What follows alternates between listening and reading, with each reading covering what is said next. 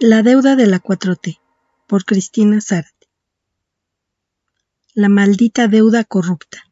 fue el calificativo que dio la presidenta Claudia Sheinbaum a la deuda del Fobaproa que seguimos pagando los mexicanos por causa de Ernesto Zedillo. La crisis económica es una de las desgracias que arrastra nuestro país por causa de la corrupción y la impunidad desde hace décadas por causa de gobiernos prianistas, que beneficiaron a unos cuantos, mientras la mayoría descendía a niveles alarmantes de pobreza. Sin embargo, el partido Morena tiene el compromiso de procurar justicia y verdad al pueblo de México.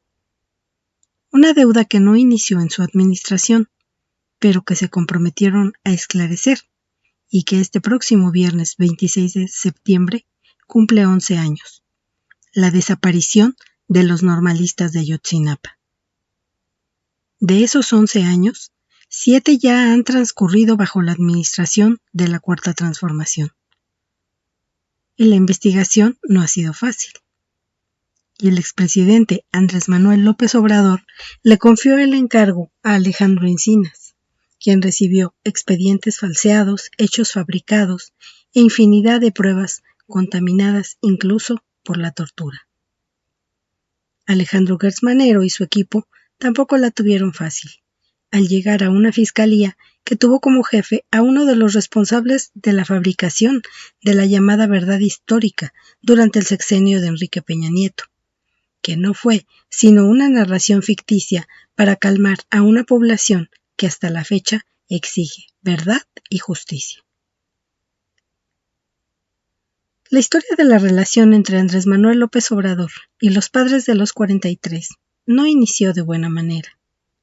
El 15 de marzo de 2017, cuando en Nueva York, Antonio Tizapa, padre de uno de los estudiantes desaparecidos, increpó a AMLO, quien por ese entonces era líder de Morena y estaba de gira en Estados Unidos visitando a la población migrante. Cuando Tizapa se acercó a la camioneta donde él venía para reclamarle sus lazos con el entonces gobernador de Guerrero y el alcalde José Luis Abarca, pertenecientes ambos al ahora extinto PRD, por lo que AMLO lo calificó de provocador y le contestó que debía reclamarle al entonces presidente de la República, Enrique Peña Nieto, y al ejército, por ser responsables del suceso. Ese no fue el único encontronazo entre Andrés Manuel y los padres de los normalistas.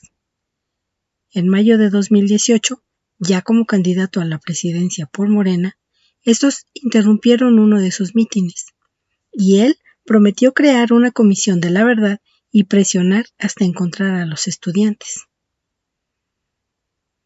La comisión dio inicio el 3 de diciembre de 2018, a pocos días de haber tomado posesión como presidente de la República.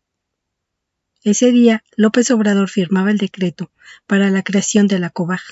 Comisión para la Verdad y el Acceso a la Justicia en el caso Ayotzinapa, al mando de Alejandro Encinas, también a cargo de la Comisión de la Verdad para la Guerra Sucia. Y si bien durante su sexenio se hablaron de avances, la realidad es que no se dio con el paradero de los estudiantes. Y la comisión fue siempre el blanco de numerosos ataques de distintas fuerzas políticas y militares, de la Fiscalía e incluso al interior del mismo gobierno de la 4T. Durante uno de los informes de la COBAG del 18 de agosto de 2022, que leyó el propio Alejandro Encinas, se concluyó que, abro comillas, la creación de la verdad histórica fue una acción concertada del aparato organizado del poder, desde el más alto nivel del gobierno, que ocultó la verdad de los hechos, alteró las escenas del crimen, ocultó los vínculos de autoridades con el grupo delictivo y la participación de agentes del Estado, fuerzas de seguridad y autoridades responsables de la procuración de justicia en la desaparición de los estudiantes. Cierro comillas. Al día siguiente, la Fiscalía General de la República detuvo al extitular de la entonces PGR, Jesús Murillo Caram, por los cargos de tortura, desaparición forzada y obstrucción a la justicia. El otro objetivo, Tomás Herón, ya había huido a Israel el 13 de agosto del 2019, gracias a una filtración al interior de la Fiscalía que le advirtió sobre su inminente detención. Sin embargo, nunca se dio a conocer la intención de llamar siquiera al nivel más alto del gobierno en 2014 que mencionaba el informe, el expresidente Enrique Peña Nieto, o hacer comparecer a su entonces secretario de la Defensa, el general Salvador Cienfuegos. En medio de la polémica, también se dio la renuncia de Omar Gómez Trejo,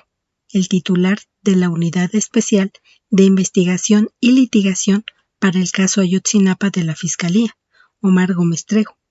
luego de que la Fiscalía se desistiera de 21 de las 83 órdenes de aprehensión que la unidad había solicitado,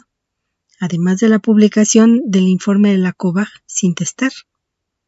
lo cual fue un escándalo. Entre obstáculos y más filtraciones, incluso por parte de la prensa extranjera, a través de medios como The Washington Post, el propio Encinas aclaró el 27 de octubre del 2022, durante una conferencia matutina de AMLO, que había establecido negociaciones con los abogados de Cerón en febrero de ese mismo año, con el propósito de que el exfuncionario se acogiera al criterio de oportunidad para informar todo lo que sabía respecto al caso Ayotzinapa. Encinas dijo que durante su investigación se había enfrentado a las inercias, abro comillas, las resistencias y los obstáculos del viejo régimen para romper el círculo vicioso y poder abrir la investigación, cierro comillas. Casi al año siguiente de esa declaración, el 19 de octubre del 2023, el titular de la COBAG presentó su renuncia a López Obrador para incorporarse al equipo de Claudia Sheinbaum, la entonces candidata a la presidencia de Morena. No solo Encinas se enfrentó a ese círculo vicioso. A pesar de que AMLO ordenó la apertura de archivos de la Secretaría de la Defensa Nacional, los padres de los 43 solicitaban 868 folios correspondientes a documentos del Centro Regional de Fusión de Inteligencia, que, aseguraban, contenía información acerca del ejército y las labores de espionaje que realizaba sobre grupos criminales en 2014, destacando los hechos ocurridos el 26 de septiembre y días posteriores a la desaparición de los normalistas.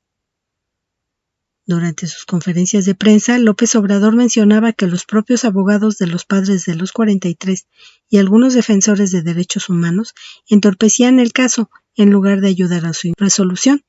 Sin embargo, nunca fue muy claro al respecto cómo, quiénes y de qué manera obstaculizaron la misma, y defendió firmemente al ejército, negando que fueran responsables de esa desaparición. Ya como presidenta electa, Claudia Sheinbaum se comprometió a continuar con el caso, y también se ha enfrentado a las inercias de las que el expresidente definía como la mafia del poder. El 16 de julio de este año, Rosendo Gómez Piedra renunció luego de 3 años a cargo de la titularidad de la unidad de la Fiscalía Especial del caso Ayotzinapa, y fue sustituido por Mauricio Pazarán. Hace un mes, Vidulfo Rosales, el abogado de los padres de los 43, también renunció a su cargo, y desde su salida se rumoraba que el ministro presidente de la Suprema Corte de Justicia de la Nación, Hugo Aguilar, lo integraría a su equipo de trabajo. De acuerdo con medios como La Universal y Reforma, este domingo se confirmó que el ministro Aguilar lo nombró secretario de Estudio y Cuenta adscrito a la Coordinación General de Asesores de la Presidencia de la Suprema Corte,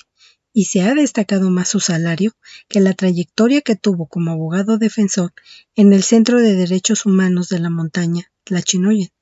en el que trabajó durante 24 años. Lo cierto es que a 11 años de la desaparición de los 43 estudiantes de la Normal de Ayotzinapa,